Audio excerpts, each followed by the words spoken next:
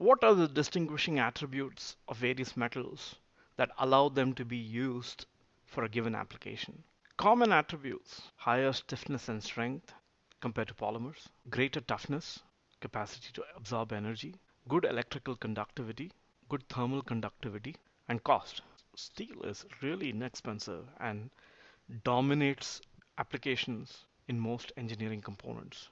To understand why, here is a plot of relative price on the y-axis versus relative production. Iron is at the extreme bottom right, showing an highly inexpensive material that's produced in large amounts. More than 10,000 compositions are in common use in terms of alloys of iron, usually containing carbon. 750 million tons are produced each year based on these compositions.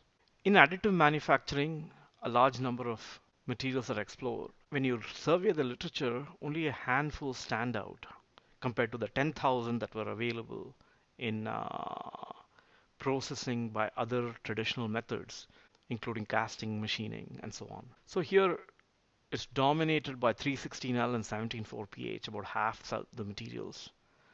And then M2 and H13 tool steels follow some other aspects.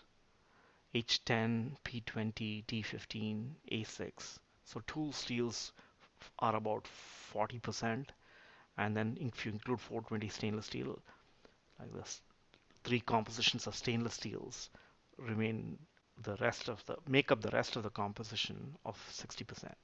If you look at tensile strength as a function of hardness plotted in this Ashby plot, you will begin to see that you begin to use some of the tool steels when you're requiring high strength and high hardness.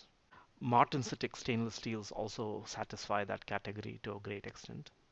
And then a lot of the other stainless steels occupy this region over here. Okay. But this bandwidth of 500 to 2500 in tensile strength, okay, dominated between 1000 and 2000 megapascals, and a hardness that can be as high as 65. These are the typical attributes of steels. Let's take a look at tool steels. The H13 and M2 are some examples. A lot of H13 is used in die casting. The typical attributes are they are highly wear resistant, they're highly shock resistant, and they're heat resistant. They maintain hardness at high temperatures. Stainless steels are a variant where you have high alloying additions. Chromium, typically at least 12%, is needed in this plot of relative corrosion rate versus chromium content. So you've got to be at least 12% to be able to get high resistance to corrosion. These are based on tests in a salt medium. Nickel is the other material that's often used to improve corrosion resistance. Here an example of some surgical tools made by concept laser.